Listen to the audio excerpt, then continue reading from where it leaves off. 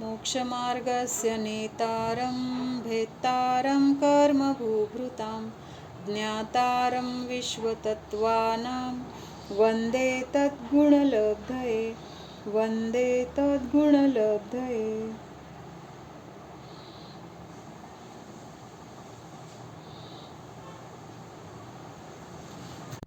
आचार्य उमास्वामी विरचित तत्वार्थ सूत्र मोक्षशास्त्र आपण बघतो। याच्यामध्ये 3 प्रकारचे विपर्यास आपण बघत होतो। स्वरूप विपर्यास, कारण विपर्यास आणि भेदाभेद विपर्यास।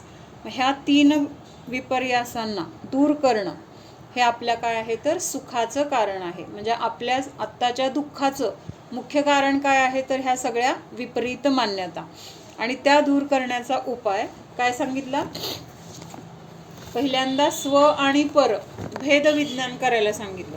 मग हे भेद विज्ञान करण्यासाठी आपल्याला द्रव्यानुयोगाचा अभ्यास पहिल्यांदा करायला सांगितला, की ज्यामध्ये काय सांगितलेलं आहे, जीवाचं स्वरूप काय आहे, जीवाच्या संयोगामध्ये असलेल्या द्रव्याचं स्वरूप आणि कर्माचं स्वरूप, हे सगळं त्याच्यामध्ये आपल्याला भेद करून दाखवले। आणि मग त्यामुळे आपल्याला तिथं काय होणार आहे, श्रद्धा होणार आहे, की जसं आपलं स्वरूप आहे त्यानुसार आपली श्रद्धा झाली की मग परत तिथं काय होणार आहे, ज्ञान सम्यक होणार आहे आणि आचरण पण सम्यक होणार आहे।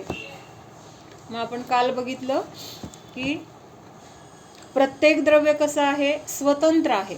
म्हणजे त्या द्रव्यामध्ये जे जे काही गुण आहेत ते गुण स्वतंत्र, त्याच्या प्रत्येक गुणाची प्रत्येक पर्याय कशी आहे, स्वतंत्र आहे।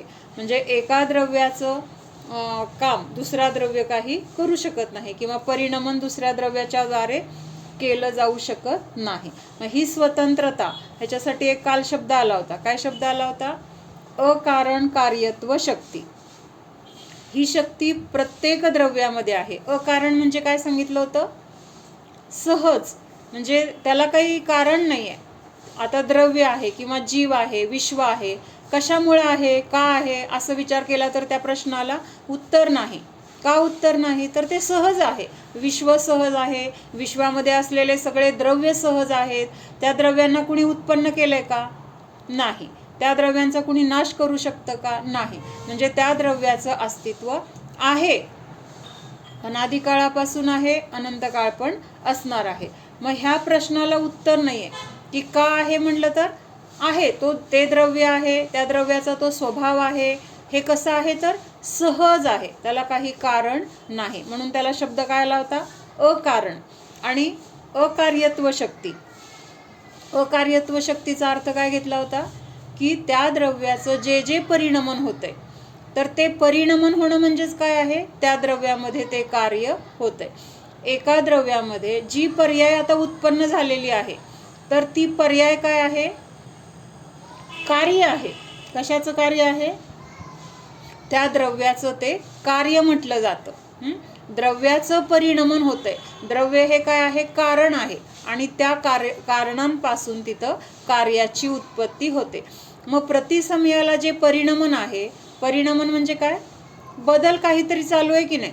छोटं बाळ होतं ते मोठं होतंय, किंवा एखादं झाड लहान आहे ते झाड मोठं झालं, तरुण आहे तो वृद्ध होतोय। म्हणजे हे परिणमन तर आपल्याला खूप स्थूल आहे, त्याच्यामध्ये खूप काळ जातोय, पण प्रतिसमयाला तिथं परिणमन कसं आहे, पर्यायाच्या द्वारे सतत चालू आहे। आणि हे परिणमन होते म्हणजेच काय आहे, तिथं कार्य झालं। काय कणिक होती, दशमी झाले, शेंगदाणे होते त्याचं कूट झालं, म्हणजे हे काय झालं, कार्य झालं। अगोदर शेंगदाणे हे कार्य आहे, हे कारण आहे, आणि त्याच्याद्वारे तिथं कार्य होते। मग हे परिणमन म्हणजेच काय आहे तर कार्य आहे। कार्य म्हणजेच काय आहे, पर्याय उत्पन्न झाली ना नवीन, लक्षात येते का, तृप्ती, नवीन पर्याय उत्पन्न झाली त्यालाच कार्य म्हटलेलं आहे। म्हणजे जो बदल घडला तर तो बदलच काय आहे, तिथं बदल झाला म्हणजेच काय आहे, तिथं नवीन कार्य झालेलं आहे। मग हे कार्य होण्याची जी शक्ती आहे तर ती शक्ती सुद्धा काय आहे, प्रत्येक द्रव्याची त्याची त्याची स्वतःची शक्ती आहे। पहिल्यांदा काय सांगितलं, द्रव्य आहे, का आहे, अकारण आहे। साखर गोड का आहे, आहे, तो स्वभाव आहे, त्याला कारण नाही। जीवामध्ये ज्ञान का आहे, तो स्वभाव आहे, त्याला काही कारण नाही. म्हणजे हे त्याचं काय आहे तर सहज रूप आहे, किंवा ही जी सहजता आहे त्याला काय म्हटलेलं आहे, अकारण म्हटलेलं आहे. आणि अकार्य म्हणजे काय, माझ्यामध्ये जे कार्य होतंय त्याला कारण अन्य द्रव्य नाही आहे, कारण प्रत्येक द्रव्य स्वतंत्र आहे, प्रत्येक द्रव्याचं कार्य स्वतंत्र आहे. ह्याच्यासाठी कुठला गुण सांगितला होता काल, ह्या स्वतंत्रतेमुळे दुसरं द्रव्य, दुसरे गुण आपल्यामध्ये प्रवेश करू शकत नाहीत, आपल्यामध्ये परिणमन करू शकत नाहीत, आपला काही बदल नाही. अगुरु लघुत्व गुण, अगुरु लघुत्व गुण काय करतो, त्या द्रव्याचं जे जे काही त्याचं अस्तित्व आहे किंवा त्याचं जे काही मर्यादा, ते द्रव्य ज्या क्षेत्रामध्ये किंवा त्याच्या क्षेत्रामध्ये इतर कुठल्या द्रव्याला प्रवेश करू देत नाही, किंवा त्याचं परिणमन करण्यासाठी इतर द्रव्याचा त्या द्रव्यामध्ये प्रवेश होत नाही, होऊ शकत नाही. म्हणजे अगुरु लघुत्व गुण काय करतोय, वॉचमनचं काम करतोय. अन्य द्रव्याला किंवा अन्य द्रव्याच्या गुणाला आपल्या द्रव्यामध्ये प्रवेश करू देत नाही, आणि आपल्या द्रव्यामध्ये असलेले गुण किंवा आपलं द्रव्य बाहेर दुसऱ्या द्रव्यामध्ये जाऊ शकत नाही, किंवा त्या द्रव्यातून ते गुण वेगळे होऊ शकत नाहीत, किंवा अन्य गुणरूप पण होऊ शकत नाहीत. म्हणजे ही स्वतंत्रता असल्यामुळं एक द्रव्य दुसऱ्या द्रव्याचं कार्य करू शकत नाही. मग माझ्या द्रव्यामध्ये जे जे काही परिणमन होतंय तर त्या परिणमनाचं कारण कोण आहे, माझं स्वतःचं द्रव्य आहे. म्हणून तिथं काय आहे, मी दुसऱ्या द्रव्याचं कुठलंही परिणमन करू शकत नाही. परिणमन करू शकत नाही म्हणजे काय, त्या द्रव्याचं कुठलंही कार्य आपण करू शकत नाही. त्या द्रव्याच्या कार्याची स्वतंत्रता त्या द्रव्यामध्ये आहे, त्याचं परिणमन, त्याची पर्याय कुठली उत्पन्न होणार हे त्या द्रव्याची योग्यता जशी असेल तसं होणार आहे. म्हणून आपण म्हणजे किंवा प्रत्येक द्रव्य दुसऱ्या द्रव्यामध्ये कार्य काही करू शकत नाही. कार्य करू शकत नाही म्हणजे त्याच्यामध्ये बदल करू शकत नाही, बदल घडवू शकत नाही, परिणमन करू शकत नाही. म्हणजेच काय आहे, त्या द्रव्याचं कुठलंही कार्य एक द्रव्य करू म्हणजे आपण करू शकत नाही, किंवा दुसरं द्रव्य आपल्यामध्ये कार्य करू शकत नाही. म्हणजेच हा सिद्धांत सगळीकडे कसा लावणार, कुठलंही द्रव्य अन्य कुठल्याही द्रव्याचं कार्य करू शकत नाही. कार्य करू शकत नाही म्हणजे लक्षात येते ना, म्हणजे तिथं नवीन पर्याय उत्पन्न करण्याचं कार्य अन्य द्रव्य करू शकत नाही. मग लहान मूल आहे, अगदी जन्मलेलं बाळ आहे, मग त्या बाळाला मोठं करण्यासाठी तरी आपण आहोत की नाही, आपण करतो की नाही, त्याला खाऊ पिऊ घालतो, आंघोळ घालतो, झोपवतो, आजारी असेल तर औषध पाणी करतो. मग आपण करतो की नाही, हे मग कोण करतं, छोटं बाळ आहे, त्याला तर काहीच कळत नाही. हा म्हणजे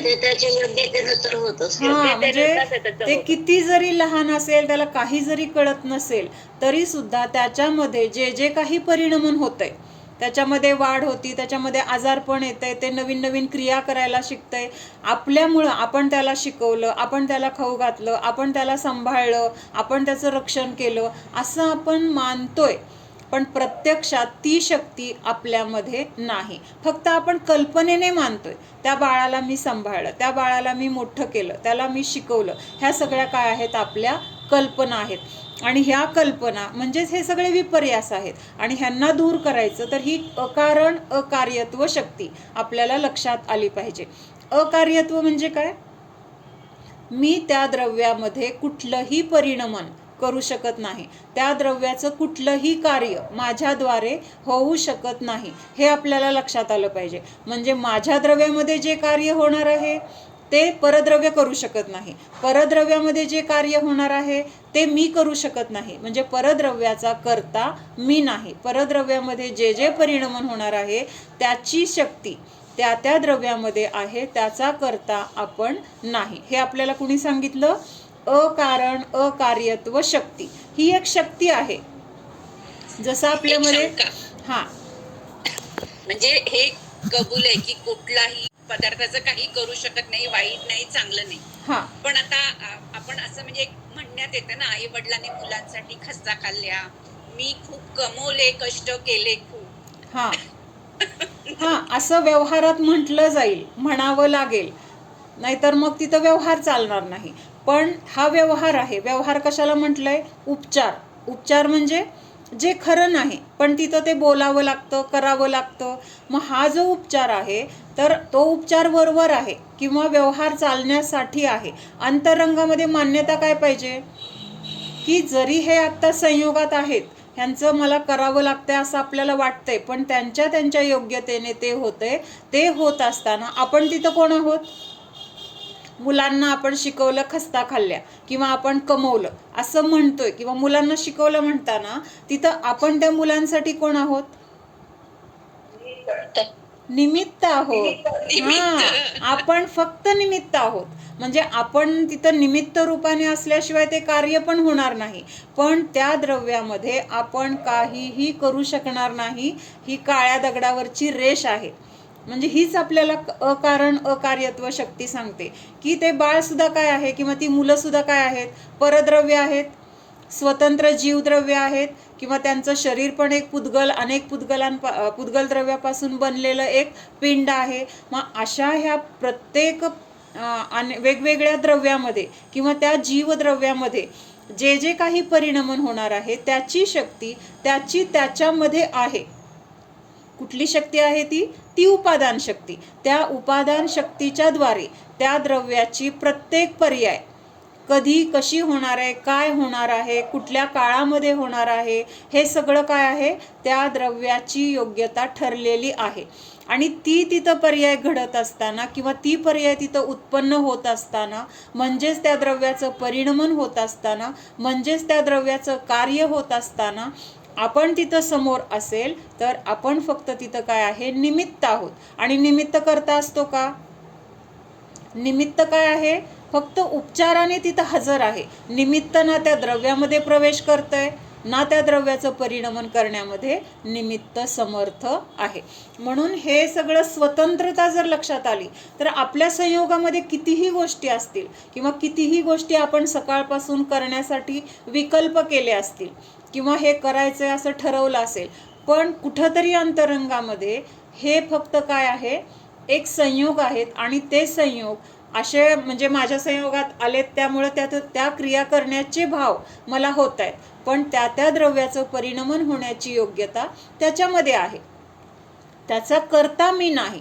हे जर आपल्याला तिथंच लक्षात आलं, भले त्यावेळेस आपल्याला लक्षात आता येणार नाही, कारण आत्ता आपण कसे आहोत? नवीन आहोत. अजून आपल्याला नीट चालता येत नाही. आपण सारखे पडतो, कुठंतरी लागतंय किंवा विसरतंय. हे सगळं आपल्याकडून होणार आहे. पण त्याच्यासाठी मग आपल्याला काय सांगितलंय? प्रतिक्रमण. प्रत्येक आपल्याकडनं जे जे काही दोष घडले ते आठवायला सांगितलेत, किंवा आपल्या जे तत्व आहेत त्या तत्वांच्या विरुद्ध आपल्याकडनं कसं वागलं गेले, कसे विचार केले गेलेत, कसे रागद्वेष झालेत, हे सगळं आपल्याला आठवून त्याच्यासाठी प्रतिक्रमण सांगितलंय.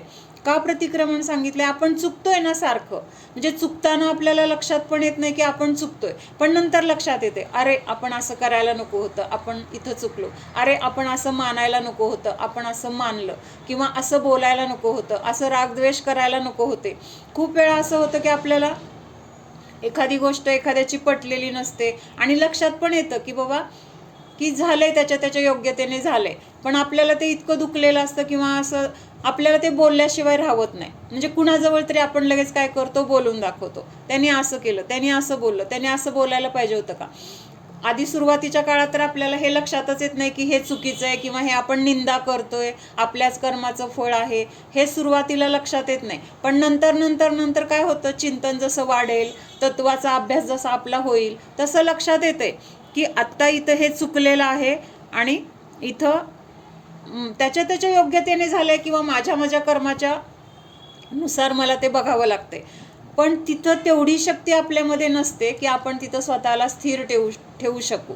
त्यावेळेस आपण तिथं आपल्याला रागद्वेष होतात. मग अंतरंगातून काय वाटत असतं? हे रागद्वेष करणं चुकीचं आहे, किंवा हे मला जे राग आला किंवा मला जी चीड आली ती चुकीचं आहे. तरी पण तिथं चीड येते. हे पुढच्या भूमिकेमध्ये असं होत जातं. त्याच्यानंतर पुढं काय होतं की मग त्यावेळेस आपण ही गोष्ट कुणाजवळ तरी बोलून दाखवतो की त्यांनी असं केलं, त्याच्यामुळे मला असा त्रास झाला, त्यांनी असं बोलायचं असतं का? पण बोलताना सुद्धा आतमध्ये असतं की अरे हे बोलतोय, हे चुकतंय, पण तिथं राहत नाही आपल्याला. कारण अंतरंगामध्ये हे तर पक्क झालंय की माझंच कर्म आहे. पण तरी सुद्धा आपल्याकडनं असं होतं सांगितलं जातं किंवा रागद्वेष होतात किंवा आपल्याकडून तिरस्कार केला जातो, ह्याला काय म्हणायचं? हा चारित्र मोह आहे. काय आहे? हा चारित्र मोह आहे. म्हणजे अंतरंगातून माहित आहे की ते परद्रव्य आहे, ते परद्रव्य ना मला सुखी करू शकतंय, ना त्याच्या शब्दामुळे मी दुःखी होऊ शकतोय, ना तो माझा अपमान करू शकतोय, ना तो मला त्रास देऊ शकतोय. हे सगळं अंतरंगातून माहित आहे. आणि असं निर्णय असणं किंवा हे श्रद्धा नसणं, हे माहीत असणं, हेच काय आहे? सम्यक दर्शन आहे. लक्षात येते का?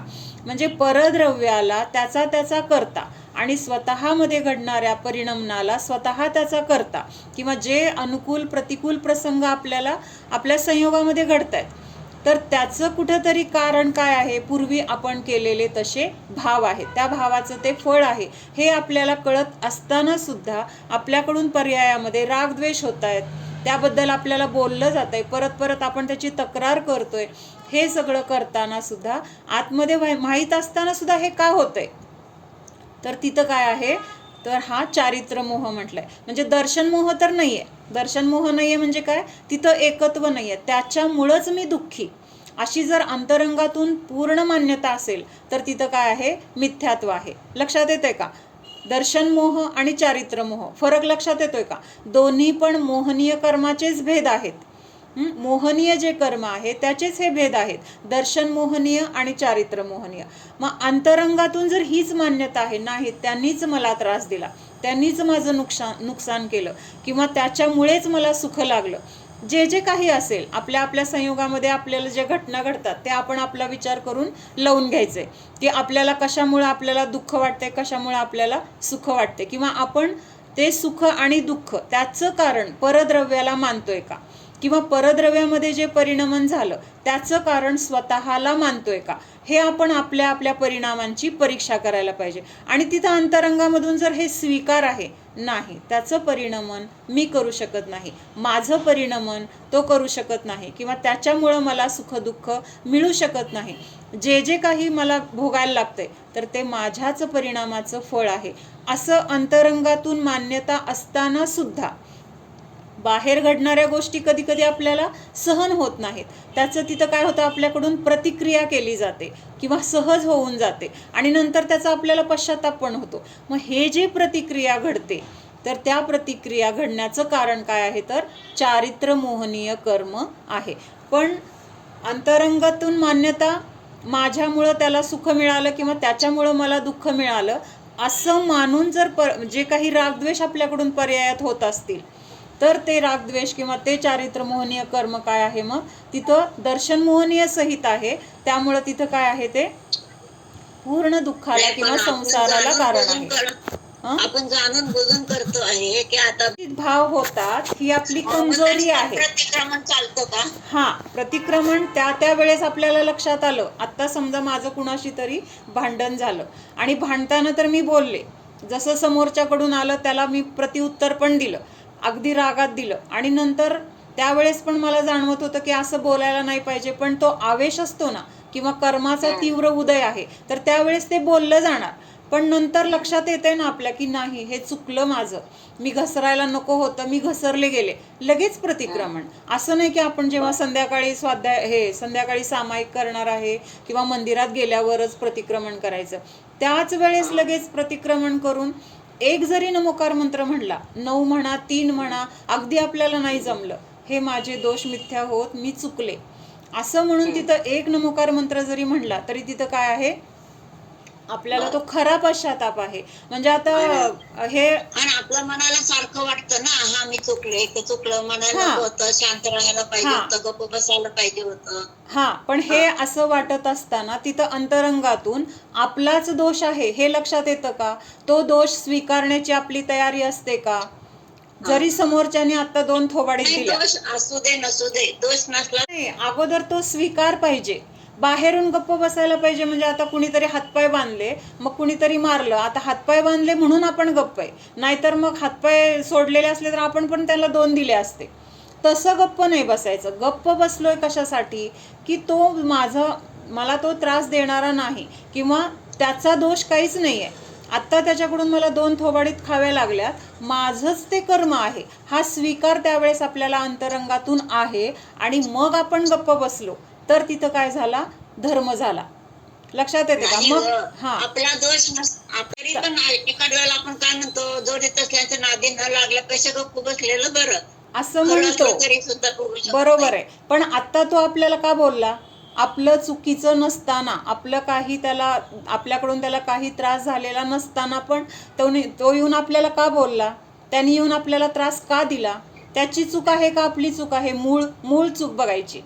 आत्ता मी काहीच केलं नाही, मी खूप चांगलं वागले, मी मदत केली. आधी आपलं कर्म आधीच कधी ते मग हे त्यावेळेस आपल्याला स्वीकार पाहिजे की मीच त्याला पूर्वी असा त्रास दिलेला आहे, आत्ता जे मला त्याच्याकडून भोगायला लागलं ते माझंच कर्म आहे, ह्याच्यामध्ये त्याचा काडी मात्रही दोष नाही, हे आपल्याला त्यावेळेस स्वीकार आहे. आणि असं असताना पण कधी कधी आपल्याकडून तिथं प्रतिक्रिया केली जाते, प्रतिकार केला जातो. पण तो प्रतिकार केल्यानंतर थोड्या वेळाने आपण तिथं पश्चाताप करून त्याचं प्रतिक्रमण पण आपण केलं पाहिजे. कारण दोष आपलाच आहे. आपल्या संयोगामध्ये ज्या ज्या चांगल्या गोष्टी घडतायत, जे काही वाईट प्रसंग घडतायत, त्याचं पूर्ण कारण किंवा त्याचं पूर्ण श्रेय कुणाला आहे? आपल्याला आहे. आपल्याला आहे म्हणजे आपण ते तसं पूर्वी बांधलेलं आहे. म्हणून त्यावेळेस आपल्याला ह्या गोष्टीचा स्वीकार पाहिजे. मग त्यावेळेस तो स्वीकार असताना पण आपल्याकडून काय होणार आहे? काहीतरी बोललं जाणार आहे, तिथं आपल्याकडून त्याच्याबद्दल तक्रार केली जाणार आहे, पण नंतर त्याचा पश्चाताप पण असणार आहे आपल्याला. ते कर्माचा तीव्र उदय असेल तर आपल्याकडून हे घडणार आहे. काय घडणार आहे? त्याला आपण काहीतरी उलटं म्हणजे आपली बाजू समजून सांगायला जाऊ, तूच असं केलं, त्याची चूक दाखवायला जाऊ, असं का केलं म्हणून त्याला विचारायला जाऊ जाब, हे सगळं आपल्याकडनं घडणार आहे. पण हे कशाच्या उदयात आहे? चारित्र मोहनीय कर्माचा तो उदय आहे. तिथं दर्शन मोहनीय कर्माचा उदय नसणं हे महत्त्वाचं आहे. दर्शन मोहनीयाच्या सहित जर चारित्र मोहनीय असेल तर ते बाधक आहे. दर्शन मोहनीय नाही आणि चारित्र मोहनीय आहे, त्या उदयामध्ये जरी आपल्याकडून राग द्वेष झाले तरी ते कसे आहेत? जळलेल्या पिळाप्रमाणे, म्हणजे ते जास्त त्रासदायक नाहीत. एवढं समजून घ्यायचं. कर्म समजा मोहनीय कर्म तर आहे. मोहनीय कर्माचे 2 भेद आहेत, दर्शन मोहनीय आणि चारित्र मोहनीय. दर्शन मोहनीय कशाला म्हटलेलं आहे? मिथ्यात्व. मिथ्यात्व म्हणजे काय? विपरीत मान्यता. विपरीत मान्यता म्हणजे काय? एकतर पराला दोष देतो किंवा पराला सुखाचं कारण मानतो, किंवा आपण स्वतः त्याचा कर्ता मानतो, मी त्याचं चांगलं केलं, आपण त्याचं चांगलं करू शकतो, ही मान्यताच काय आहे? मिथ्यात्व आहे. का मिथ्यात्व आहे? प्रत्येक द्रव्य स्वतंत्र आहे. प्रत्येक द्रव्याचं परिणमन त्याच्या योग्यतेने होणार आहे. तसं माझं जे करू शकतो ना का की आपण गाईड करू शकतो, व्यवहारात करायला पाहिजे, केलं जातं. पण मी गाईड केलं, माझ्यामुळं तो सुधारला, माझ्यामुळं तो चांगल्या मार्गाला लागला, ही मान्यता जर असेल तर ती कर्ताबुद्धी आहे. तो जर मार्गाला लागला तर त्याचं मार्गाला लागणं, तशी पर्याय होणं, हे त्याच्या द्रव्यामध्ये किंवा त्याची तशी योग्यता होती. आणि ती योग्यता आल्यामुळं आपल्याला असे भाव झाले की अरे तो चुकतोय, त्याला सांगितलं पाहिजे. असे भाव झाले म्हणजे काय झालं? त्या भावाच्या म्हणजे भाव झाले म्हणून आपण त्याला सांगितलं, म्हणजेच तिथं काय झालो? आपण फक्त निमित्त झालो. कळतं का? त्याचं कर्तृत्व आपण घ्यायचं नाहीये. हे जर कर्तृत्व घेतलं तर तो मिथ्याभाव आहे किंवा ते मिथ्यात्व आहे. म्हणून हे मुळात आपल्याला लक्षात यायला पाहिजे की मी परद्रव्याचा कर्ता नाही. ही कर्ताबुद्धीच आपल्यामध्ये ना अशी नसामध्ये काय अशी बसलेली आहे. म्हणजेच ही कर्ताबुद्धी आहे, म्हणजेच काय आहे? मिथ्यात्व आहे. म्हणून हे जर आपल्याला काढायचं असेल तर प्रत्येक द्रव्याची स्वतंत्रता आपल्या लक्षात आली पाहिजे. प्रत्येक द्रव्य स्वतंत्र आहे, त्याच्यामधला प्रत्येक गुण स्वतंत्र आहे. एका द्रव्यामध्ये गुण किती आहेत? अनंत गुण आहेत. एकाच द्रव्यामध्ये असलेले हे गुण, त्याच द्रव्यामध्ये एक गुण आहे तर तो गुण दुसऱ्या त्याच द्रव्यातल्या गुणाचं कार्य सुद्धा करू शकत नाही. कळतंय का? म्हणजे आता एक द्रव्य आहे, काय आहे? आंबा आहे. आंब्यामध्ये काय आहे? स्पर्श रस गंध वर्ण आहे. तर तिथं जे काही तिथं स्पर्श गुण आहे तर ते स्पर्शाचंच काम करणार. तिथं गंध गुणाचं कार्य, चला मी पण थोडं तुला मदत करतो म्हणून ते स्पर्श गुण तिथं गंध गुणाचं कार्य करणार नाही. रसगुणाचं कार्य रसगुणच करणार, दुसरा कुठला गुण करू शकणार नाही. द्रव्य तर एकच आहे. आता मग त्या द्रव्यामध्ये एक गुण दुसऱ्या द्रव्याचं कार्य करू शकत नाही बरं का, करत नाही असं नाही. ती करण्याची योग्यताच त्या गुणांमध्ये नसते. आपलं काय काम आहे तेवढं करण्याची योग्यता त्या गुणांमध्ये आहे. मग आपण तरी तो दुसऱ्या द्रव्याचा विचार करतोय. त्या बाळाला मी सांभाळलं, त्या बाळाला मी मोठं केलं, ते एक स्वतंत्र द्रव्य आहे. त्या द्रव्याचं मी कसं करू शकणार, त्याचा करता मी कसा असू शकणार, ही आपली कर्ता बुद्धी पहिल्यांदा नष्ट व्हायला पाहिजे. ह्याच्यासाठी ही स्वतंत्रता समजून घेणं गरजेचं आहे. मग आपण त्या बाळाचं जे काही करतोय त्याचं सगळं उठल्यापासून झोपेपर्यंत आपण करतोय किंवा त्या बाळाकडेच आपलं पूर्ण लक्ष असतं.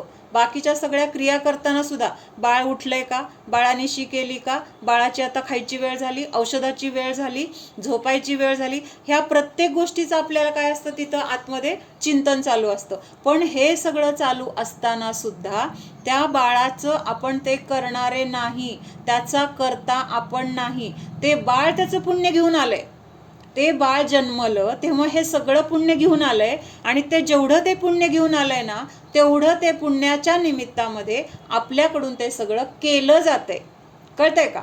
म्हणजे आपण पण त्याचं काही करू शकत नाही किंवा त्याचं पुण्य नसलं तरी तिथं आपली करायची इच्छा असली तरी आपल्याकडून ते केलं जाणार नाही. म्हणजे त्या बाळाचं पुण्य कसं असेल, त्या बाळाचं पापकर्म कसं असेल, त्या द्रव्याची योग्यता कशी असेल तसं तिथं आपल्याकडून केलं जाणार आहे.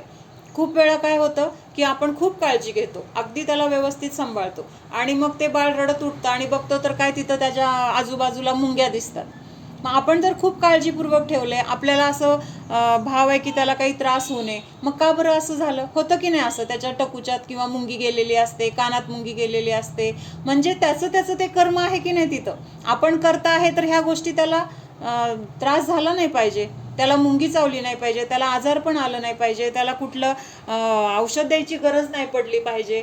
म्हणजेच ह्या गोष्टीवरून आपण स्वतः त्याचा करता नाही हे आपल्याला स्वतःला सांगितलं पाहिजे किंवा तसं आपली पक्की श्रद्धा झाली पाहिजे की जरी हे संयोगामध्ये जे काही जीव आहेत किंवा परद्रव्य आहेत, ह्या घराला मी स्वच्छ ठेवलं.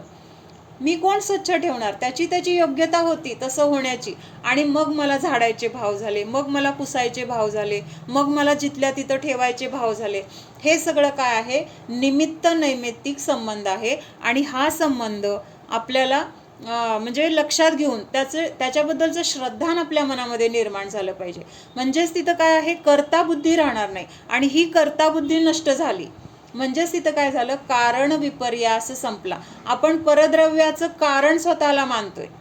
ही अकार्यत्व शक्ती काय सांगते? परद्रव्याचं कारण मी नाही आहे आणि माझं कारण परद्रव्य नाही. परद्रव्याचं कार्य मी करू शकत नाही आणि माझं कार्य परद्रव्य करू शकत नाही. म्हणजे मी पण स्वतंत्र आहे आणि मी सोडून बाकीची सगळी जेवढी द्रव्य आहेत ती द्रव्य पण स्वतंत्र आहेत. मग एकमेकाच्या संयोगामध्ये आलोय. तर हे सुद्धा काय आहे? निमित्त नैमित्तिक संबंध आहे. पूर्वीचं कर्म आहे, त्या कर्माचा उदय सुद्धा काय आहे? निमित्त रूपाने आहे. कर्म पण एक स्वतंत्र द्रव्य आहे, आपण पण स्वतंत्र द्रव्य आहोत, अन्य जीव पण स्वतंत्र द्रव्य आहेत. हे सगळं पुद्गल जे काही दिसतंय ते पण स्वतंत्र द्रव्य आहे. प्रत्येकाचं स्वतंत्रतेने परिणमन करण्याची त्याची शक्ती आहे. म्हणून आपण त्याच्यामध्ये काही करायला जाऊ शकत नाही, ते आपल्यामध्ये येऊन काही करू शकत नाही. हेच काय आहे? अकारण कार्यत्व शक्ती आहे. लक्षात येतंय? म्हणजे आपण कुणाचं बसून म्हणजे आतल्या आत आपल्याला झुरलं पण नाही पाहिजे. हा, त्यांनी नावं ठेवली आणि त्यांनी कुणाला नावं ठेवली? कुणाला नावं ठेवली? समजा मला नावं ठेवली. मला नावं ठेवली म्हणजे कुणाला नावं ठेवली? का मी छान राहिले नाहीये, मी घाण राहते, मी वाईट बोलते, माझ्याकडनं कुठलं काम चांगलं होत नाही, असं सगळं त्यांनी माझ्याबद्दल कुणाजवळ तरी बोलले. कुणाला बघून बोलले?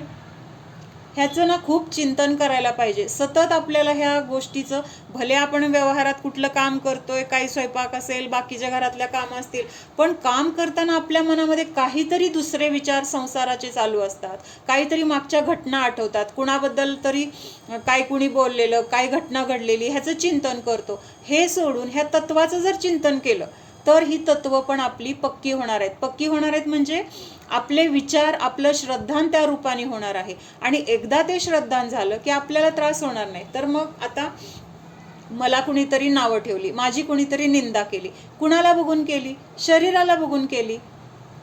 एकतर ते म्हणजे जरी त्या क्रिया घडलेल्या असल्या किंवा नसल्या, पण आता बघितलंय कुणाला? शरीराला. मी शरीर आहे का?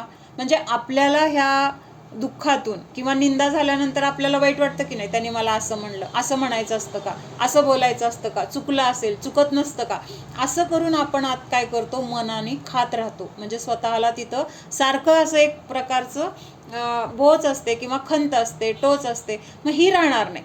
ठीक आहे, कुणाला बोललं? शरीराला. शरीर तर मी नाही. मी कोण आहे? जीव आहे. माझ्या जीवाला कोण ओळखतंय का? माझ्या जीवाला ओळखतंय का? म्हणजे जीव कसा आहे? अमूर्तिक आहे. त्या जीवाला कोणी बघू शकत नाही.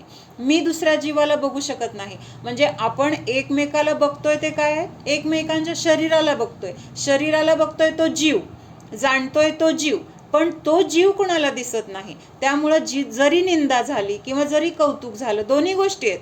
कौतुक झाल्यावर सुद्धा आपण वर चढतो.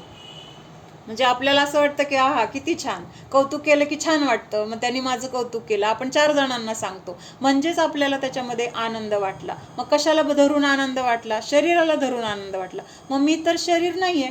मग कौतुक कुणाचं केलं? शरीराचं केलं. निंदा कुणाची केली? शरीराची केली. आणि त्याचं परिणाम करणारा मी नाही, किंवा जे घडणार होतं त्या योग्यतेने झालेलं आहे. जर आपल्याकडून काय व्यवहारात चुकले तर त्याच्याबद्दल पश्चाताप, प्रतिक्रमण करणं हे आपलं, ते समजून तिथं प्रतिक्रमण करणं पण गरजेचं आहे. आणि त्यांनी निंदा केली तर उलट आपल्या फायदाच आहे. म्हणजे वेगवेगळ्या पद्धतीने आपण स्वतःला समजून सांगू शकतो. पूर्वी म्हणायचे ना, निंदकाचे घर असावे शेजारी. म्हणजे कुणी निंदा केली तर तिथं वाईट मानण्यापेक्षा अरे ते खरंच माझं चुकीचं आहे, मला ते बदललं पाहिजे, अशा चांगल्या दृष्टीने पण आपण ते घेऊ शकतो. आणि समजा आपलं चुकलंच नाही तर मला नाही बोलले, ह्या शरीराला बोलले, तिथं माझं अस्तित्व तर ह्या शरीरापासून वेगळं आहे. हे सगळं आपल्याला भेदविज्ञानाच्या द्वारे स्वतंत्रता समजून आपल्याला लक्षात येणार आहे. आणि आपल्याला हळूहळू ह्या गोष्टींची सवय होणार आहे. म्हणजे पूर्वी जेवढं वाटत होतं त्यापेक्षा कमी वाईट आत्ता वाटत असेल. आणखीन पुढं काय होणार आहे? कोणी बोललं तरी आपल्याला, मला बोललंच नाही, समजा आपल्या शेजाऱ्याला कोणी काय बोललं, आपल्याला वाईट वाटतं का? त्या शेजाऱ्याला शिव्या दिल्या, त्याला 2 कानाखाली दिल्या, त्याचं काहीतरी घेतलं, आपल्याला किती दुःख होतं त्याच्याबद्दल, काय वेदना होतात आपल्याला? काहीच नाही. मग तसं ह्या शेजाऱ्याला काहीतरी होतंय. शेजारी म्हणजे कोण? ह्या शरीराला शेजारी म्हणायच्या आम्हा. हे शरीर माझं कोणी नाहीये, माझा शेजारी आहे. शरीर म्हणजे मी नाही, माझा शेजारी आहे. हे जर आपल्याला कळलं तर शेजाऱ्याच्या घरामध्ये काय झालं, फायदा झाला, नुकसान झालं, त्याला कोणी वाईट म्हणलं, चांगलं म्हणलं, मला कोणी नाही म्हटलेलं, कारण माझं घर त्याच्यापेक्षा वेगळं आहे. ते म्हणजे मी नाही, माझं घर ते नाही, हे आपल्याला पक्क झाल्यानंतर तिथं आपल्याला सुख किंवा दुःख, चिंता, आकुलता, व्याकुलता ह्या सगळ्या गोष्टीपासून काय होतं? आपली सुटका होते, किंवा आपल्याला त्या दुःखापासून आपण स्वतःला वाचवतो. म्हणजेच आपण तिथं काय होतो? सुखी होतो, आनंदी होतो, निराकुल होतो. तर मगाशी आपण दर्शन मोहनी आणि चारित्र मोहनी बघत होतो. हेच करायचं की मी एक वेगळं स्वतंत्र जीवद्रव्य आहे, आणि माझ्यामध्ये जे जे काही माझ्या संयोगामध्ये घडतंय, काही चांगल्या गोष्टी घडतायत, काही वाईट गोष्टी घडतायत, कोण माझ्याशी खूप चांगलं वागतंय, मला काय पाहिजे ते आणून देतंय, मला पाहिजे तसं माया करतंय, किंवा अजून माझी सगळी काळजी घेतली जाते, किंवा त्याच्या उलटं पण होईल, माझी अजिबात काळजी घेत नाहीत, माझी निंदा करतायत, मला त्रास देत आहेत, माझ्या मनाविरुद्ध वागतायत, माझं शरीर साथ देत नाही आहे, अशी प्रतिकूलता पण असेल, तर ह्या दोन्हीमध्ये आपण ह्याच्यापासून मी वेगळा आहे, हे काहीतरी पूर्वी माझं चुकलेलं आहे, मी तसे परिणाम केलेले आहेत, त्यावेळेस तसं मी कर्म बांधलेलं आहे, आणि त्याचा उदय आत्ता आलेला आहे. पण तो उदय पण मी नाही, ते उदयात आलेले प्रसंग पण मी नाही, ते सगळं माझ्यापासून वेगळं आहे. हेच चिंतन मुनींचं वगैरे असायचं. जे उपसर्ग वगैरे किती सहन केले ना मुनींचे, सहन केले नाहीत, सहन झाले. त्या उपसर्गाकडे त्यांचं लक्षच नव्हतं. त्यांचं लक्ष कुठं होतं? स्वतःकडे. कारण शरीराला कोण समजतायत? शेजारी. मग त्या शेजाऱ्याच्या घरामध्ये आग लागली आहे, शेजाऱ्याला कुणीतरी मारतंय, शेजाऱ्याला कुणीतरी त्रास देतंय, शेजाऱ्याच्या गळ्यामध्ये साप टाकलाय, मला तर तिथं काही दुःख नाही, मी सुरक्षित आहे, कारण माझ्या घरामध्ये हे बाहेरचं कोणी प्रवेशच करू शकत नाही. हे तिथं पक्का असल्यामुळं ते मुनी कसे स्थिर होते आत्मस्वरूपामध्ये, आणि त्याचं फळ म्हणून काय झालं? त्यांचं सगळं कर्म नष्ट झालं आणि त्यांना मोक्ष मिळाला, किंवा तिथं त्यांना पूर्ण सुखी अवस्था तिथं प्रकट झाली. मग दर्शन मोहनीय आणि चारित्र्य मोहनीय. दर्शन मोहनीय म्हणजे लक्षात येते का? मिथ्यात्व. मिथ्यात्व म्हणजे मी शरीर असं मानलं जातं, मानतो आपण. मग ह्या शरीराला काही चांगलं झालं की आपल्याला आनंद वाटतो, ह्या शरीराच्या विरुद्ध म्हणजे पाहिजे ते नाही मिळालं की आपल्याला दुःख होतंय. मग हे शरीर जर मी नसेल तर त्या शरीराला प्रतिकूलता असेल, अनुकूलता असेल, त्याच्यामध्ये सुख किंवा दुःख मानण्याचं मला काही कारण आहे, हे आपल्याला प्रतिसमी आपल्याला सांगावं लागेल. जसं त्या लहान बाळाला सारखं सांगावं लागतं की नाही, अरे असं करू नको, पण ते परत तेच करते, परत सांगावं लागतं बाहेर जाऊ नको. आपलं जरा डोळा इकडं तिकडं झालं की ते परत तिकडं जाते. त्याला जसं सारखं आवरावं लागतं तसं आपल्या मनाला सारखं आवरावं लागणार आहे. तसं आपल्याला परत परत त्या गोष्टी सांगाव्या लागणार आहेत, कारण त्या लहान मुलासारखे आहोत आपण. आपल्याला सवय काय आहे? बाहेरच्या गोष्टी. त्या मुलाला कसं बाहेर आकर्षण वाटतं, बाहेर काय बघावं, रस्त्यावर पळावं, असं त्याला आकर्षण आहे. आपल्याला कशाचं आकर्षण आहे? ह्या शरीराचं, 5 इंद्रियाच्या विषयांचं, ह्या घराचं, संसाराचं, मुलाबाळांचं, आपल्या सगळ्या परिग्रहाचं आपल्याला परत परत त्याच्यात जावं वाटतंय. मग किती आपल्याला देवशास्त्र गुरु सांगतायत, अरे तिथं जाऊ नको, तिथं गेला की तू पडणार आहेस. पडणार आहे म्हणजे कर्म बांधलं जाणार आहे, परत दुःख मिळणार आहे, म्हणजेच दुःखात पडणार आहे. मग तिथं जाऊ नको, जाऊ नको असं सांगतायत, पण आपण परत परत तिथं त्या लहान बाळासारखं जातोय, कारण अजून आपल्याला तेवढं कळत नाही आहे. मग आपल्याला हे कळून घेण्यासाठी ऐकायला पाहिजे देवशास्त्र गुरूंनी काय सांगितलंय, की मी शरीर नाही, शरीरामध्ये घडणारी प्रत्येक गोष्ट मी नाही, माझी नाही. मग त्या गोष्टीमध्ये मी स्वतःला सुखी आणि दुःखी मानणं म्हणजे काय आहे? वेडेपणा आहे. मग माझं सुख माझ्या स्वतःच्या आत्मस्वरूपामध्ये आहे, हे सगळं आपल्याला पक्क लक्षात राहिलं पाहिजे, किंवा तसा पक्का आपला विश्वास झाला पाहिजे. तर आपल्याला काय होणार आहे? बाहेरच्या घटनांमधून आपल्याला सुख पण वाटणार नाही, दुःख पण वाटणार नाही. हां, पण व्यवहार चालू असताना आपल्या संयोगामध्ये जे काही चुकीचं दिसतंय किंवा जिथं जी गोष्ट करायला पाहिजे ती गोष्ट आवर्जून करणं आपलं काय आहे? व्यवहार दृष्टीने कर्तव्य आहे. कारण का कर्तव्य आहे? व्यवहार चालण्यासाठी ह्या गोष्टी तर केल्या जाणार आहेत, कराव्या लागणार आहेत, पण त्या करत असताना मी त्याचा करता नाही, त्या समोरच्या गोष्टीची तशी होण्याची योग्यता आहे, म्हणून मला तसे भाव होत आहेत, हे आपल्या लक्षात आलं पाहिजे. समजतंय? दर्शन मोहनीयाचं आपण बघितलं की हा मिथ्यात्व जे काही मिथ्यात्व परिणाम आहेत, तर ते मिथ्यात्व नष्ट झालं की तिथं दर्शन मोहनीय गेला. दर्शन मोहनीय गेला म्हणजे काय झालं? माझं जे काही आहे ते सोडून परामध्ये मी काही करू शकत नाही, किंवा पर म्हणजे मी नाही, परद्रव्य माझ्या सुखदुःखाचं कारण नाही, किंवा ते माझं कार्य पण नाही, हा निर्णय झाला म्हणजेच तिथं मिथ्यात्व नष्ट झालं. मग हे मिथ्यात्व जरी नष्ट झालं तरी चारित्र्य मोहनीय असणार आहे. मिथ्यात्व कुठल्या गुणस्थानात जाणार आहे? पहिल्या गुणस्थानांमध्ये मिथ्यात्व असते, पहिले 4. हा, आणि चौथं गुणस्थान, हा, म्हणजे सम्यक्त्व प्रकट झालं किंवा स्वपरभेद विज्ञान झालं, म्हणजेच तिथं मिथ्यात्व नष्ट झालं. आणि जेव्हा आपल्याला हे स्वपरभेद विज्ञान होतं, श्रद्धान पक्क होतं, जसं आहे तसं, तिथं काय म्हटलेलं आहे? चौथं गुणस्थान. मग श्रद्धा तर ह्या चौथ्या गुणस्थानात 100% पूर्ण झाली. काय झाली? तिथं श्रद्धा असं नाही आहे 10% आहे, 20% आहे, अजून 100 व्हायला पाहिजे, त्याच्यासाठी प्रयत्न करायला पाहिजे, असं नाही. जर तिथं आपल्याला स्व आणि पर ह्याचं ज्ञान झालं तर माझं काय आहे आणि माझं काय नाही हा विश्वास आपल्याला लगेच होतो. म्हणजे आता हे घर माझं आहे हे मला रोज सांगावं लागतं का? बाहेर कुठंतरी गेलो, गावाला गेलो, परत येताना विचार करावा लागतो का आता कुठल्या घरात जायचं, मग नक्की हेच माझं घर आहे का, मला वाटतंय की थोडं माझं आहे थोडं माझं नाही, असं डळमळीत आहे का माझं श्रद्धान? हेच माझं घर आहे. व्यवहार बघतोय बरं का आपण. मग हेच माझं घर आहे, हे माझी कशी अढळ श्रद्धा आहे, त्याच्यामध्ये बिलकुल एवढी सुद्धा काय आहे?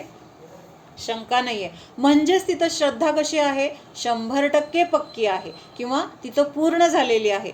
आणि म्हणून चौथ्या गुणस्थानामध्ये श्रद्धा काय होते? तर पूर्ण होते. म्हणजे तिथं सम्यक दर्शन जे झालेलं आहे तर ते कसं झालेलं आहे? पूर्ण स्वरूपानेच तिथं झालेलं आहे, त्याच्यामध्ये कुठलीही कमतरता नाही. पण तिथं चारित्र्य आहे का? आत्ता फक्त आत्मस्वरूपाला जाणतो म्हणून स्वरूपाचरण चारित्र्य आहे. चारित्र्य म्हणजे काय? राग द्वेषादी जे कषाय आहेत तर त्या कषायांचा तिथं नाश झालाय का? श्रद्धांतर झालंय, हे माझं आहे आणि हे माझं नाही. लगेच आपण तिथं काय केलं की आपल्या आपल्या मर्यादेमध्ये जे आहे ते माझं हे तिथं स्वीकारलं. पण तरी सुद्धा तिथं रागद्वेष सगळे नष्ट झालेत का?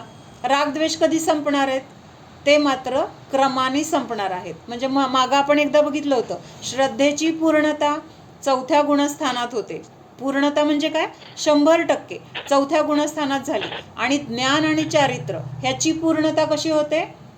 क्रमाक्रमाने होते. आठवतंय का बघितलेलं? चारित्र्य कधी पूर्ण होणार आहे? चारित्र्य कधी पूर्ण होणार आहे? 13व्या गुणस्थानाच्या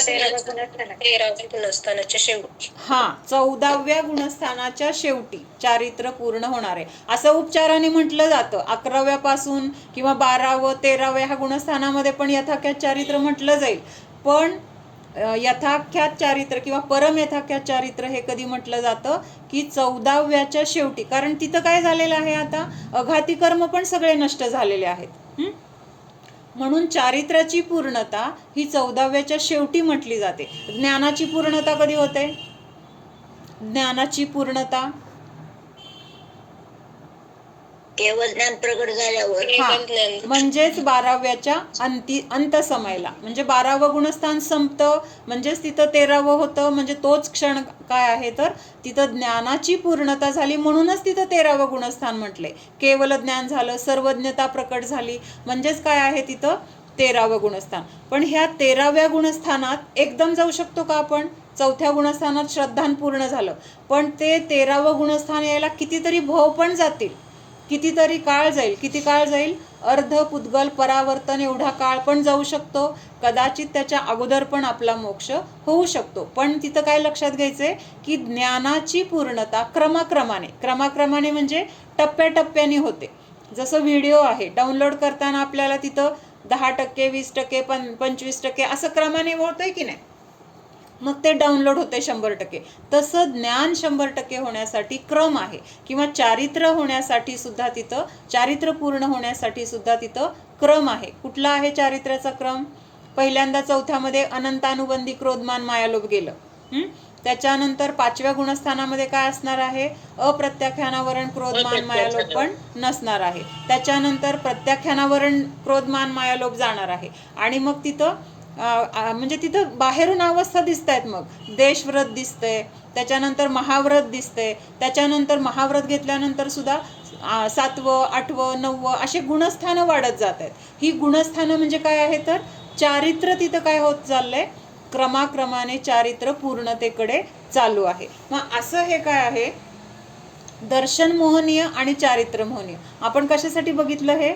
की जरी अंतरंगातून आपल्याला स्वपरभेद विज्ञान आहे, तरी ह्या चारित्र्य मोहनीय कर्माचा उदय असताना आपल्याकडून रागद्वेष होणार आहेत. पण ते रागद्वेष कसे असणार आहेत? अनंत संसाराला कारण नाही आहेत. अनंतानुबंधीमध्ये जे काही तीव्रता आहे अनंत संसाराला बांधण्याची, तर ती तीव्रता ह्या बाकीच्या कषायांमध्ये नाही. म्हणून तिथं त्या कषायांना तितकं महत्त्व नाही जेवढं अनंतानुबंधीला आहे. मग हे चारित्र्यमोह तर राहणार आहे, चारित्र्यमोहनीय कर्म. तर ह्या दर्शनमोहनी आणि चारित्र्यमोहनीयाचं आपलं नेहमीचं उदाहरण, राम कसे होते? क्षायिक सम्यक दृष्टी, म्हणजे गृहस्थावस्थेमध्ये असताना, म्हणजे जेव्हा त्यांचं लग्न झालं किंवा सीता, लक्ष्मण ते कुठं गेलेत? वनामध्ये वगैरे गेले, तेव्हा त्यांना क्षायिक सम्यक दर्शन होतं. क्षायिक सम्यक दर्शन म्हणजे 100% श्रद्धेची पूर्णता झालेली आहे असं दर्शन मोहनीय नष्ट झालंय, की आता ते सम्यक दर्शन परत कधीच नष्ट होणार नाही. म्हणजे कायमस्वरूपी सम्यक दर्शन जे आहे असं क्षायिक सम्यक दर्शन प्रकट झालंय. आणि ते वनामध्ये फिरताना मग ते गुणस्थान असतं क्षायिक सम्यक दर्शन फक्त असेल तर 4थंच गुणस्थान, आणि तिथं जर व्रत असेल तर मग ते 5वं गुणस्थान. व्रतसहित सम्यक दर्शन कुठलंही असेल, क्षायिकच काय, कुठलंही सम्यक दर्शन व्रतसहित असेल तर ते जसे व्रत आहेत, म्हणजे अणुव्रत आहेत, गुणव्रत आहेत किंवा महाव्रत आहेत, त्यानुसार ते गुणस्थान ठरलेलं आहे. क्षायिक फक्त गुणस्थान म्हणजे फक्त सम्यक दर्शन प्राप्त झाले, क्षायिक सम्यक दर्शन, व्रत नाही आहे, तर ते 4थंच गुणस्थान असणार आहे. हां, तर क्षायिक सम्यक दर्शन आहे त्यांना. आणि मग तिथं सीतेचं अपहरण झालं. सीतेचं अपहरण झाल्यानंतर रामाने किती तिथं, रामाला किती तिथं आकुलता झाली, दुःख झालं. सीता सीता म्हणून त्यांनी किती वणवण केली. म्हणजे आपल्याला आश्चर्य वाटेल, पण ते झाडांना वगैरे पण विचारायचे, माझ्या सीतेला पाहिलं का तुम्ही? कुणी नेलं का तिला, कुठं गेली, कुठल्या दिशेला गेली, मला सांगा. म्हणजे हे आपल्याला असं बघताना असं सहज ऐकत आहे. म्हणजे तिथं चारित्र्य मोहनीयाचं सुद्धा किती तीव्र उदय आहे. लक्षात येते का मला काय सांगायचंय. पण एवढं ते रडत असताना, सीतेसाठी व्याकुल झालेले असताना अंतरंगामध्ये तिथं दर्शन मोहनीय नाहीये. म्हणजे तिथं हे आतमध्ये पूर्ण श्रद्धान आहे की सीतेचा जीव आणि माझा जीव काही संबंध नाहीये. तो स्वतंत्र जीव आहे, मी स्वतंत्र जीव आहे. पण तिथं चारित्र्य मोहनीयाचा उदय असल्यामुळं तीव्र तिथं त्यांना काय झालंय, अतोनात दुःख झालेलं दिसते. किंवा दुसरं म्हणजे लक्ष्मणाचा तिथं प्राण गेल्यानंतर 6 महिने त्यांनी लक्ष्मणाचं प्रेत स्वतःच्या खांद्यावर घेऊन फिरत होते. किंवा त्या सगळ्या क्रिया त्या लक्ष्मणाला ते करत होते. म्हणजे त्या प्रेताला सोडून ते 6 महिने बिलकुल राहिले नाहीत. मग हे कशाचं उदय आहे, दर्शन मोहनीय आहे का तिथं? हा, दर्शन मोहनीय नाही तरी सुद्धा चारित्र्य मोहामध्ये सुद्धा एवढं दिसून येतंय. पण अंतरंगामध्ये त्यांची श्रद्धा कशी आहे, निर्मल आहे. त्याच्यामध्ये बिलकुल कलुषता नाहीये. किंवा थोडं सुद्धा अंशाने सुद्धा सीता माझीच आहे असा भाव नाहीये. हा, चारित्र्य मोहामध्ये असं म्हटलं जातंय किंवा तिथं त्यांच्याकडून तसं शोधलं जातंय, दुःख केलं जातंय. पण हे काय आहे, चारित्र्य मोहच आहे, दर्शन मोह तिथं नाहीये. हे लक्षात आलं पाहिजे. तसं आपल्या संयोगामध्ये जे जे प्रसंग घडतायत त्या प्रसंगामध्ये आपल्याकडून पण रागद्वेष होणार आहेत. आपल्याला तर ते क्षायिक सम्यक दर्शन वगैरे तर ह्या आत्ताच्या काळामध्ये शक्यच नाहीये. तर रागद्वेष जरी झाले तरी अंतरंगामध्ये ही मान्यता पाहिजे की हे सगळं परद्रव्य आहे, ह्याच्याशी माझा कर्ता कर्म संबंध नाही. कर्ता कर्म संबंध म्हणजे मी त्या द्रव्याचा करणारा नाही किंवा ते द्रव्य माझं करणारा नाही, मी त्याचं कार्य करू शकत नाही, त्याचं कारण मी नाही. तसंच ते द्रव्य पण माझं कारण नाही किंवा ते पण माझं कार्य करू शकत नाही. तर हे आपण अकारण अकार्यत्व शक्तीसाठी बघितलं. हां, हे अगुरु लघुत्व आपण बघितले. हां, प्रत्येक द्रव्य स्वतंत्र है, जीव द्रव्य चेतना गुण स्वरूप है, पुद्गल द्रव्य स्पर्श रस गंध और वर्ण स्वरूप है. जब तक जीव ऐसी विपरीत पकड़े रहता है कि मैं पर का कुछ कर सकता हूँ और पर मेरा कुछ कर सकता है तथा शुभ विकल्प से लाभ होता है, तब तक उसकी अज्ञान रूप पर्याय बनी रहती है. मग ही अज्ञान रूप पर्याय म्हणजेच काय आहे, हेच मिथ्यात्व आहे. काय सांगितलं इथं, जोपर्यंत मी परद्रव्याचं काही करू शकतो, परद्रव्य माझं काही करू शकतो. काही म्हणजे काय, आपण हे सगळं संसार गोळा केलाय किंवा परिग्रह गोळा केलाय. कशासाठी गोळा केलाय, पैसे कशाला पाहिजेत आपल्याला, कपडे कशाला पाहिजेत, मुलं बाळ कशाला पाहिजेत, घर कशाला पाहिजे. तर ह्याच्यामध्ये आपण आपलं एकत्व ममत्व केलेलं आहे. त्यामुळं आपण ह्या सगळ्या गोष्टीला सांभाळतोय किंवा त्याच्यासाठी आपण गोळा करतोय. पण अशी जर मान्यता असेल तोपर्यंत आपण कोण आहोत, मिथ्यात्वी आहोत किंवा अज्ञानी आहोत. किंवा असं पण मानतो शुभ क्रिया केल्याने माझा फायदा होणार आहे, मी जर पुण्य केलं तर मला सगळी अनुकूलता मिळेल, भरपूर पैसा मिळेल, सगळे भोग भोगायला मिळतील, मला पाहिजे तिथं फिरायला मिळेल, माझ्या आवडीच्या गोष्टी मला करायला मिळतील, खरेदी करता येईल. हे सगळं काय आहे की नाही, म्हणजे परद्रव्यातून सुख येतं अशी मान्यता त्यातनं दिसते की नाही, लक्षात येते का? हां, तर म्हणून तिथं सांगितलं की जोपर्यंत ही अंतरंगातून मान्यता आहे तोपर्यंत त्याची अज्ञान रूप पर्याय असणार आहे. जब जीव यथार्थ को जब जीव यथार्थ को यथार्थ समझता है अर्थात सत को समझता है, तब यथार्थ मान्यता पूर्वक उसका सच्चा ज्ञान होता है. जे जसं आहे, काय सत आहे काय असत आहे, तर हे जेव्हा समजलं तेव्हा त्याचं ज्ञान पण कसं होणार आहे, खरं ज्ञान किंवा सम्यक ज्ञान होणार आहे. उसके परिणाम स्वरूप क्रमशः शुद्धता बढ़कर संपूर्ण वीतरागता प्रकट होती. आलं का इथं, क्रमशः म्हणजे क्रमाक्रमाने. वीतरागता कशी प्रकट होते, जेव्हा संपूर्ण रागद्वेषाचा नाश होतो त्यावेळेस तिथं वीतरागता प्रकट होते. वीतरागता म्हणजेच काय, जिथं वीत म्हणजे निघून गेला, राग आणि द्वेष जिथं नष्ट झालेले आहेत, तर अशी पूर्णता किंवा अशी वीतरागता कशी आहे, क्रमाक्रमाने. आणि ती कधी होणार आहे, जसे आपले परिणामांची विशुद्धी होत राहणार आहे. परिणामांची विशुद्धी झाली की तिथं कशायामध्ये घट होते, असं तिथं काय आहे, ॲटोमॅटिक आहे, ते करावं लागत नाही किंवा होईल का नाही अशी शंका घ्यायचं कारण नाही. ज्या वेळेस आपले परिणाम मंद आहेत, विशुद्ध आहेत, तर तिथं परिणाम कशा आहेत, तिथं नियमाने मंद आहेत किंवा घटलेले आहेत. म्हणून मग असं क्रमाक्रमाने जशी शुद्धता वाढते, विशुद्धी वाढते, तसं तिथं काय आहे, वीतरागता सुद्धा क्रमशः शुद्धता बढ़कर संपूर्ण वीतरागता प्रकट होती है. अन्य 4 द्रव्य धर्मास्तिकाय, अधर्मास्तिकाय, आकाश और काल अरूपी है, उनके कभी अशुद्ध अवस्था नहीं होती. ह्या 6 द्रव्यांपैकी अशुद्ध द्रव्य कुठली होऊ शकतात, एक जीव द्रव्य आणि पुद्गल द्रव्य. ह्या 2 द्रव्यामध्येच शुद्ध आणि अशुद्ध अशा दोन्ही पर्याय होण्याची काय आहे, योग्यता आहे. पण बाकीचे जे 4 द्रव्य धर्म, अधर्म, आकाश आणि काल, ही 4 द्रव्य कशी आहेत, अनादि अनंत शुद्धच आहेत, शुद्ध शुद्ध शुद्धच राहणार आहेत, त्याच्यामध्ये अशुद्धता येणार नाही. आता जीवाची तर आपल्याला शुद्ध आणि अशुद्ध पर्याय कळते. संसारी अवस्था आहे तोपर्यंत काय म्हटलेलं आहे, जीव अशुद्ध अवस्थेत आहे असं म्हटलेलं आहे. कारण संसार अवस्था म्हणजे रागद्वेष आहेत, कर्म आहे आणि ह्या सगळा परिग्रह, शरीर वगैरे, यामुळं कसा आहे, तो जीव अशुद्ध झालेला आहे. आणि शुद्ध कधी होणार आहे, जेव्हा हा सगळा संयोग नष्ट होणार आहे, तिथं सिद्ध अवस्था प्रकट झाली की तिथं तो जीव शुद्ध म्हटला जातो. आणि पुद्गल कधी शुद्ध आणि अशुद्ध असणार आहे, शुद्ध पुद्गल कुठला आणि अशुद्ध पुद्गल कुठलं, परमाणु शुद्ध आणि स्कंध, त्याचे स्कंध. हा, स्कंद ही काय आहे, अशुद्ध पर्याय आहे. अशुद्ध पर्याय. म्हणजे एक परमाणू जेव्हा तो सुट्टा आहे, स्वतंत्र आहे, त्यावेळेस त्याचं काय म्हटलेलं आहे, शुद्ध स्वरूप आहे असं म्हटलं जातं. आणि जेव्हा ते परमाणू मिळून स्कंद होतात, तेव्हा तिथं काय म्हटलेलं आहे, अशुद्ध परमाणू असं हे, अशुद्ध पुद्गल द्रव्य असं म्हटलेलं आहे. मग आता आपलं शरीर आहे ते शुद्ध पर्याय आहे का अशुद्ध पर्याय आहे, पुद्गलाची अशुद्ध पर्याय. अशुद्ध पर्याय. अशुद्ध आहे. कारण ह्या शरीरामध्ये अनंत पुद्गल परमाणू आहेत, अनंत म्हटलेलं आहे, संख्यात नाही, असंख्यात नाही, अनंत पुद्गल परमाणूंपासून हे शरीर बनलेलं आहे. म्हणजे ह्या शरीरामध्ये सुद्धा अनंत द्रव्य आहेत. कुठले, पुद्गल द्रव्य. मग अशा ह्या शरीराचा माझ्या जीवद्रव्याशी काय संबंध आहे, म्हणजे ह्या शरीरातला प्रत्येक परमाणू कसा आहे, स्वतंत्र स्वतंत्र आहे.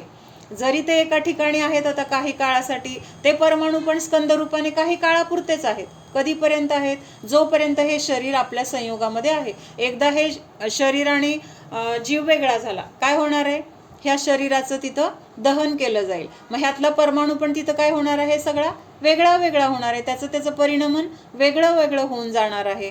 मग आत्ता इथं सुद्धा एका ठिकाणी जरी दिसत असले तरी ह्या शरीरामधले सुद्धा परमाणू कसे आहेत, स्वतंत्र स्वतंत्र आहेत. सगळे केस काळे कुट्ट आहेत, एक कुठंतरी केसामध्ये एवढासा भाग पांढरा झालेला दिसतो की नाही, म्हणजे तो केस सुद्धा अखंड पांढरा नाहीये. आता एक केस आहे तिथं सुद्धा काय आहेत, तिथं पण एक पुद्गल द्रव्य नाहीये. आपल्याला जे जे दिसतं ना डोळ्याला, ते सगळं पुद्गल द्रव्याने बनलेलं स्कंद रूप आहे. कळतंय का, शुद्ध पुद्गल परमाणू आपल्या डोळ्यांना दिसत नाही. तो अवधिज्ञान किंवा मनपर्याय ज्ञानाचा विषय आहे. म्हणजे आपल्या डोळ्यांनी मायक्रोस्कोप असेल किंवा एखाद्याची दृष्टी अगदी सूक्ष्म असेल तरी पण त्याला ते दिसणार नाही. काय दिसणार नाही, लक्षात येते ना. एक पुद्गल द्रव्य शुद्ध परमाणू तो आपल्या डोळ्यांनी दिसू शकत नाही. आपल्याला जे जे दिसते, अगदी बारीक कण जरी असला तरी त्या कणामध्ये सुद्धा कितीतरी पुद्गल परमाणू एकत्रित आलेले आहेत. मग मला काय सांगायचं होतं की त्या सगळे काळे केस आहेत आणि एका केसामध्ये सुद्धा एवढासा भाग, म्हणजे आता जेव्हा पांढरं व्हायला सुरुवात होती तेव्हा बुडामध्ये एवढं होतं पहिल्यांदा, मग हळूहळू ते पांढरेपणा वाढत जातो. म्हणजे तिथं असलेल्या परमाणूंचं परिणमन पांढऱ्या रूपाने होण्याचं होतं. म्हणजे काळी पर्याय नष्ट होऊन तिथं पांढरी पर्याय उत्पन्न झाली.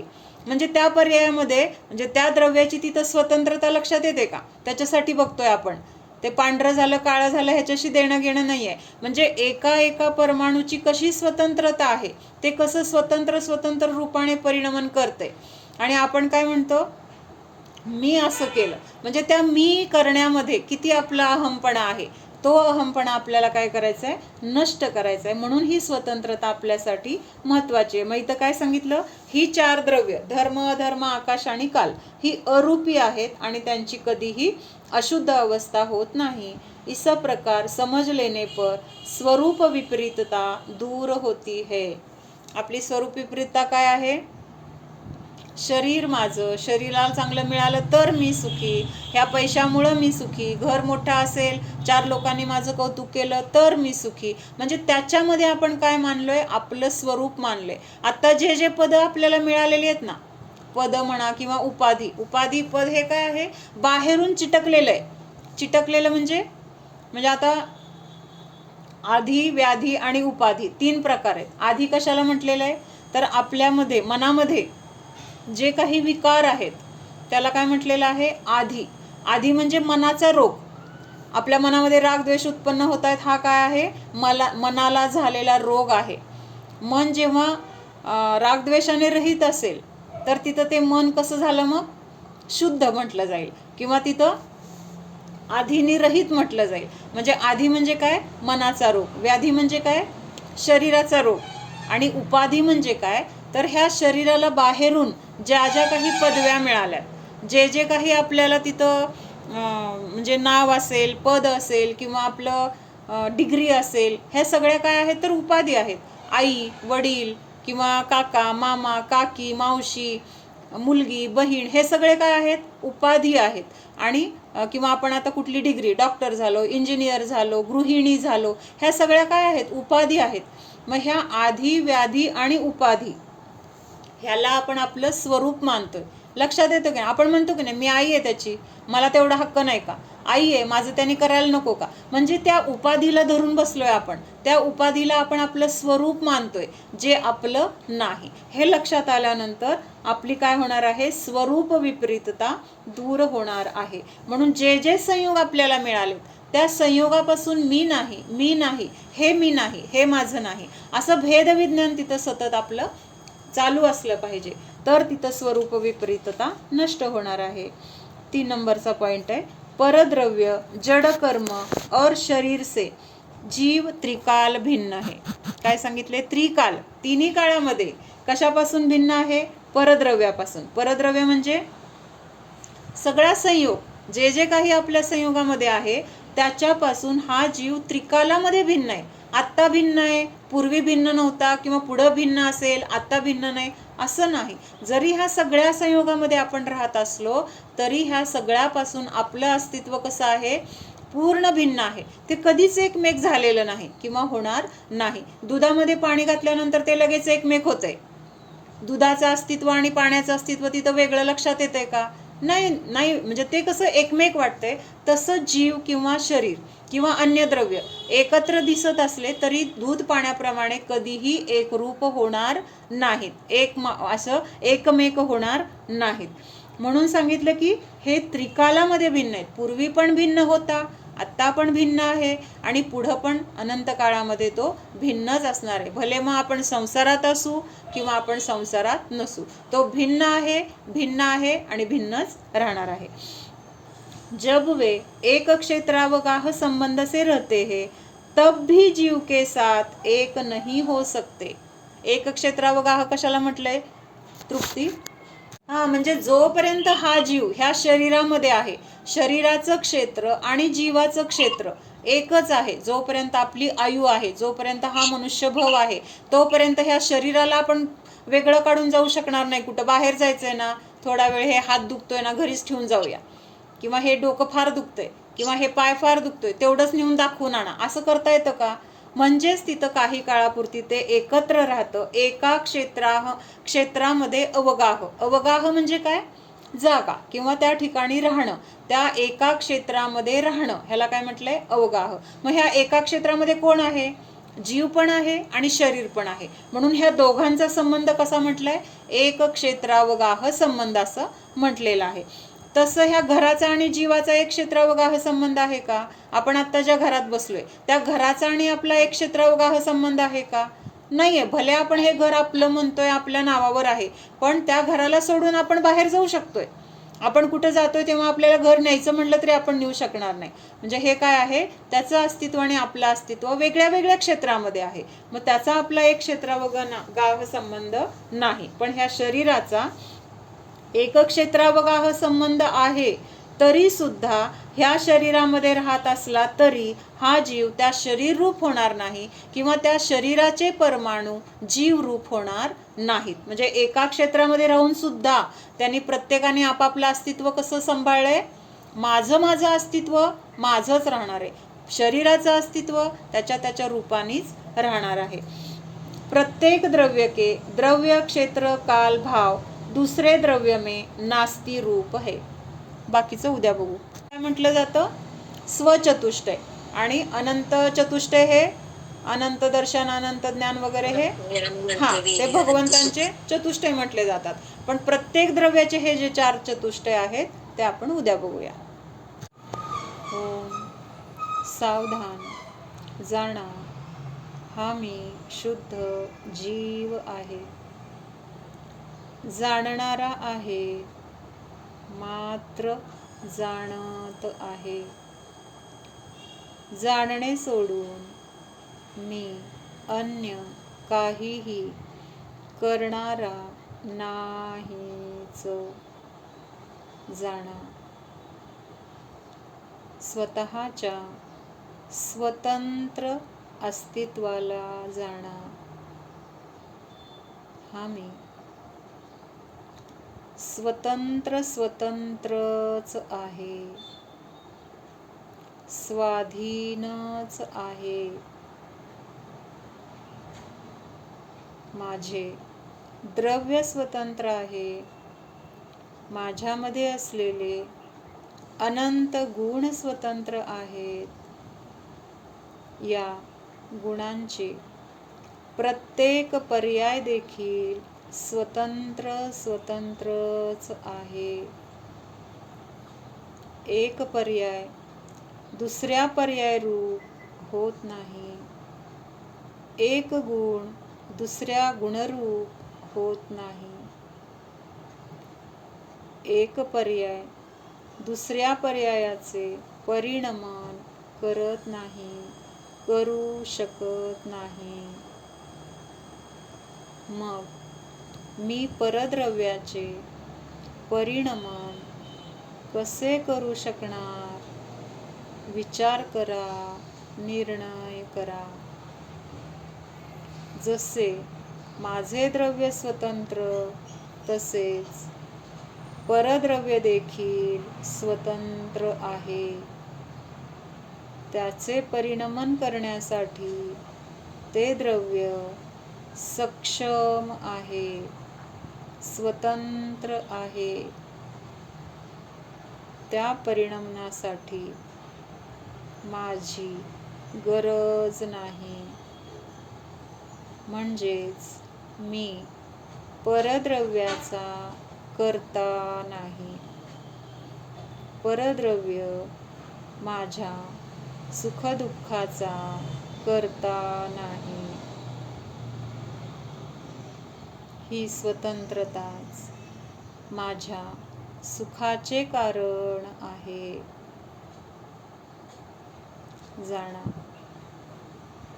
स्वतःच्या शुद्ध द्रव्याला जाणा. हा मी द्रव्यदृष्टीने शुद्धच आहे. अशुद्धता पर्यायामध्ये आहे, द्रव्यामध्ये नाहीच.